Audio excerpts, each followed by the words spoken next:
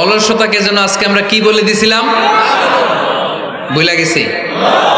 আরো জোরে, অলসতাকে আজকে আমরা নো বলে দিছি। আমরা কর্মক্ষম। আরে অলস তো হয় মুনাফিকেরা, অলস হয় কারা? وَإِذَا قَامُوا إِلَى الصَّلَاةِ قَامُوا كُسَالَى يُرَاءُونَ النَّاسَ وَلَا يَذْكُرُونَ اللَّهَ إِلَّا قَلِيلًا। সুবহানাল্লাহ পড়েন। মুনাফিকরা যখন নামাজে দাঁড়ায় অলস হয়ে দাঁড়ায়, সোজা হয়ে দাঁড়ায় না। মসজিদে নববীর কাতারগুলোর মধ্যে মুমিনদের সাথে যখন মুনাফিকেরা দাঁড়াতো, অলসের মতো দাঁড়াতো, দেয়ালের মধ্যে হেলান দিয়ে দাঁড়াতো। এরকম আছে না অনেকে অলস। কিন্তু আমরা যারা মুমিন, আমরা নামাজে দাঁড়ালে কি আমাদের হৃদয়ে অলসতা আসে নাকি হৃদয়টা সজীব হয়ে ওঠে? আমাদের হৃদয়কে নামাজে দাঁড়ালে সজীব করে দেয় কে? আল্লাহ। ইয়াকিদু শাইতানু আলা কাফিয়াতি রাসি আহাদিকুম ইযা হুয়া নাম। আমরা যখন রাতে ঘুমোতে যাই, শয়তান আমাদের মাথার পিছনে অলসতার 3টা গিট মারে। কি মারে? এই যে রশি দিয়ে এরকম বাঁধে, যে এটার গাজীপুরে আপনারা কি বলেন? গিট্টু। হ্যাঁ, গিট্টু।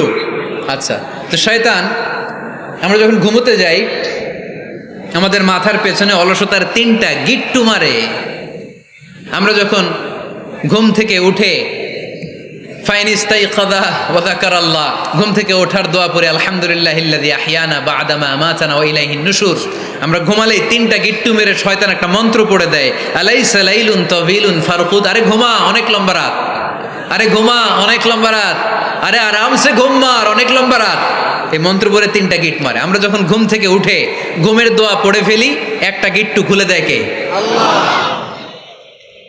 আবার ঘুম থেকে উঠে দোয়া পড়ার পরে ফাইদা তাওয়াদ্দা ইনহাল্লাত উকদা, ওয়াশরুমে ঢুকে ইস্তেনজা করে যখন আমরা ওযু করে ফেলি, অলসতার 2য় গিট্টু খুলে দেয় কে? আল্লাহ। ফাইন সাল্লাত ইনহাল্লাত উকদা, ওযু করার পরে মুসাল্লা বিছিয়ে যখন নামাজের জন্য দাঁড়িয়ে যায়, অলসতার 3 নাম্বার গিট্টুটাও খুলে দেয় কে? আল্লাহ। ফাসবাহা নাশীতান তাইয়িবান নাফস, he become enthusiastic, he become very active, he become very energetic. Bishnu Isa Islam বললেন তখন সে এনার্জেটিক হয়ে ওঠে, অ্যাক্টিভ হয়ে ওঠে, সজীব হয়ে ওঠে। তাহলে সালাত আমাদেরকে অলস বানায় না, সালাতে আমরা সজীব হই। সালাতে অলস হয় যারা মুনাফিক, তারা চিল্লায় বলেন ঠিক কি না? এজন্য বিষ্ণু বললেন কাজে লজ্জা নাই, আমি কাজ করে খাই। মা বাসাল্লাহু নাবিয়ান ইল্লা রাআল গানাম। বুখারীর বর্ণনায় বিশ্বনবী বললেন পৃথিবীর বুকে এমন কোন নবী নাই যেই নবীকে দিয়ে আল্লাহ ছাগল চড়ায় নাই। সুবহানাল্লাহ পড়েন। মা বাসাল্লাহু নাবিয়ান ইল্লা রাআল গানাম, ছাগল চড়ায় নাই এমন কোন নবী পৃথিবীতে আসে? সাহাবারা বললেন ইয়া রাসূলুল্লাহ, বলেন কি? আপনিও আপনিও আপনিও ছাগল চড়িয়েছেন? বিষ্ণু বললেন নাম, নাম আমিও। ওয়া ইন্নী কুনতু আরআহা আলা কারারিতি আহলি মক্কা, আমি তো অল্প কিছু পারিশ্রমিকের বিনিময়ে মক্কা শহরের লোকদের ছাগলগুলো চড়িয়ে দিতাম। সুবহানাল্লাহ বলতে অনেক কষ্ট হয়েছে। বিশ্বনবী ছাগল চড়িয়ে খেতেন। কি নবী ছিল আমার! আহা, এত সুন্দর মানুষ, এত পরিচ্ছন্ন মানুষ, ছাগল চড়াতেন। অহংকার করতেন না, বিশ্বনবীর অহংকার ছিল না। সুবহানাল্লাহ পড়েন। শুধু কি বিশ্বনবী? সব নবীকে দিয়ে আল্লাহ ছাগল চড়িয়েছেন। কারণ ছাগল হচ্ছে খুব টেরা একটা প্রাণী, তাই না?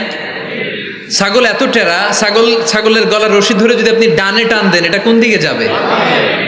বায়ে টান দিলে, সামনে টানলে, পিছনে টানলে পারা যায় কিছু? ভাবলেন সারা সপ্তাহ ব্যস্ত থাকি, আজকে আমার ছুটি, আমিও গোসল করি, এটারও গোসল করাই। রশি ধরে আপনি পুকুরে নামাবেন, এটা ওর বাপের কিরা এমনি দাঁড়াবে, ঠিক কিনা? ওরা টেনে নামানো যায় না। এর কারণ ওর নাম কি? কথা কয় না। এজন্য আমরা বলি পাগলে কি না কয়, ছাগলে কি না খায়।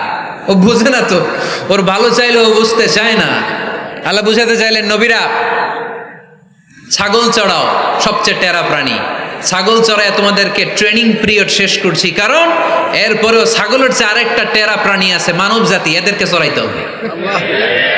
যদিও মানুষ আশরাফুল মাখলুকাত, কিন্তু মানুষের মধ্যে ছাগলের চেয়ে টেরা কিছু আছে না নাই? উলাইকা কাল আনআম বাল হুম আদাল, এরা ছাগল নয়, এগুলো ছাগলের চেয়ে নিকৃষ্ট। চিল্লায় বলেন ঠিক কি না?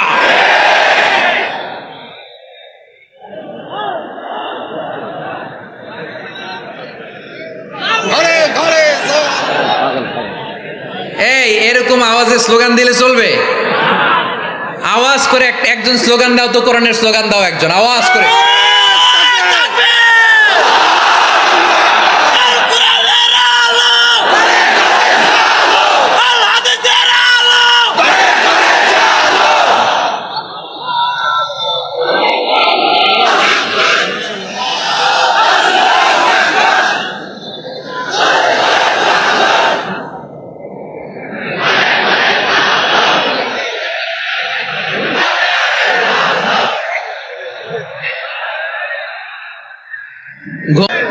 হ্যাঁ এখনো আছে, আওয়াজ তুলে পড়েন লিল্লাহে তাকবীর, লিল্লাহে তাকবীর, লিল্লাহে তাকবীর। সব নবীরা ছাগল চড়িয়েছেন।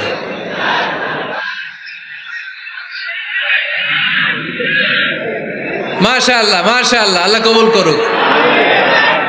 এমন কোন নবী নাই যেই নবী ছাগল চড়ায় নাই। সুবহানাল্লাহ পড়তে হবে। সব নবীরা কাজ করে খেয়েছেন।